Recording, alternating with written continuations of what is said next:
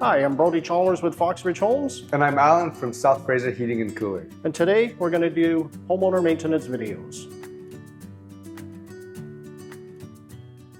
All right, so right over here we have our HRV control panel and we have our thermostat, and they're primarily located right next to the kitchen. And how do I control and set the difference between heat pump and furnace, and how do I set my schedule on this?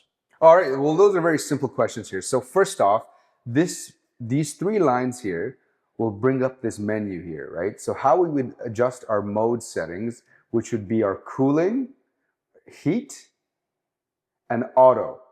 So what we need to do is we need to go between heat and emergency heat, and that would depend on how hot our climate is outside. So it's suggested that between 5 and 13 degrees, we would be using regular heat, and that would be engaging our heat pump outside. If it's below that, we would be using emergency heat, and that will ensure us to heat our house more efficiently. How we would get back from this is after we click this, we would hit this, and we would come back to the main menu here. And what we see here is how many degrees is it in the house and how many degrees the house is actually set to attain. So it's 22 degrees right now and it's set to attain 22. So that shows that the furnace is actually not engaged right now because we have reached the desired temperature. Now, in order to set the schedule, all we would do is go back to the menu page. We would hit schedule and this will come up. So as you see here, we have awake, away, home, and sleep. And you can individually go through and set them. And we just simply click it and adjust the desired temperature. And go back. You can do single days as well, or you could group the days all together. What we primarily suggest is that you set a temperature and leave it, and that would be between 17 and 20 degrees. Can I control this through my cell phone? Yes, you can. So what you would do is you would connect it to your phone through Wi-Fi. You would download an app on your phone and follow the instructions. Also, if you have any issues with that, you can refer to your instructions manual that is provided with the thermostat. Can you show me how to work the functions on my HRV control panel and what is its purpose? Sure. So what we have here is a button called mode. Mode will regulate between off, circulate, and also bringing fresh air from your exterior to your interior of your house.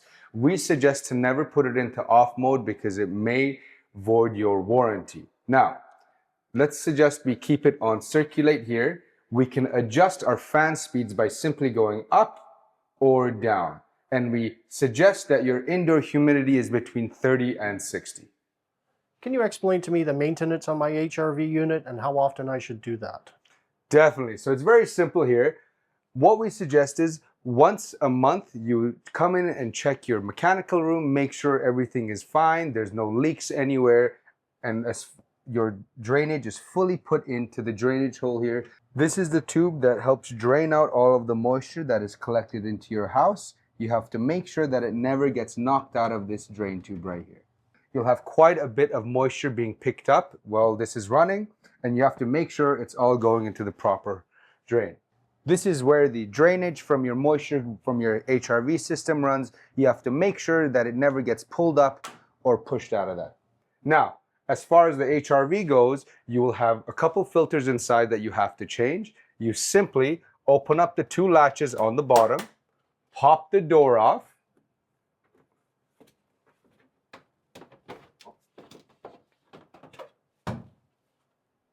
and that will automatically shut the power off to the unit. Then you can access the filter here. You'll simply pull these two out.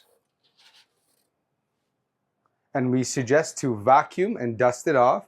And in extreme cases, when it's really dirty, we suggest to actually wash it off and make sure it's fully dry before you put it back. Also, when you're cleaning your filter, we suggest to pull this out and make sure there's no extra gunk or anything built up in here because you will have to vacuum or wash this out as well. Simply put it all back after you are done and pop the two filters back on. They are also directional, so you'll see that it's a little bit in. That part is what sits perfectly on the filter. Also, if you forget, all of your instructions are here. Also, you'll find it in your instructions manual. Simply put the door back on after you're done, and how we would do that is we would align these two notches. Then make sure you put your two latches back on,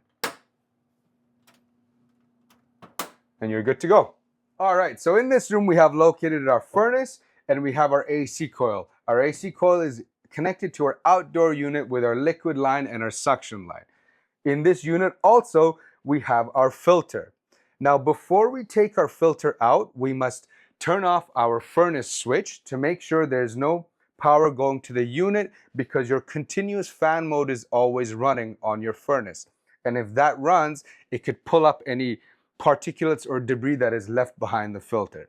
So after we turn the switch off, we simply pull off the filter.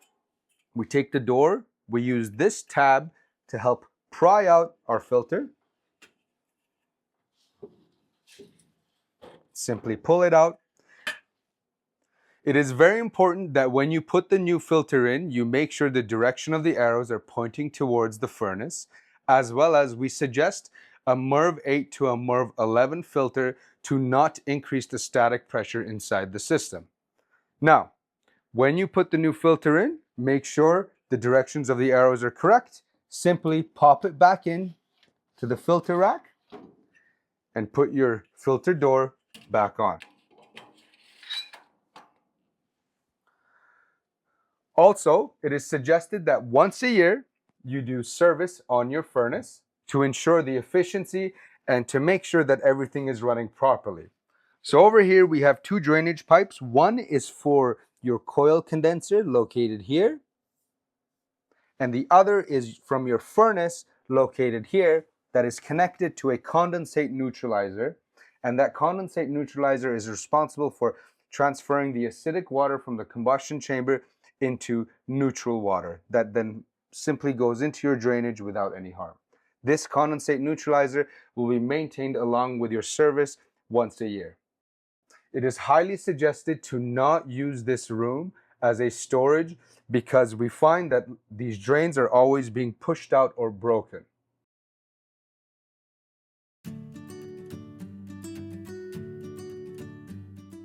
But what can I do if I find that certain rooms of my house are warmer or cooler than others? Oh, so what we can do is something called a comfort balance of the house. We would go to your registers that are located on the corners of each room, and we would suggest that your bottom floor is open at 25% only, and your main floor is open at 50% only, and your top floor is only open all the way.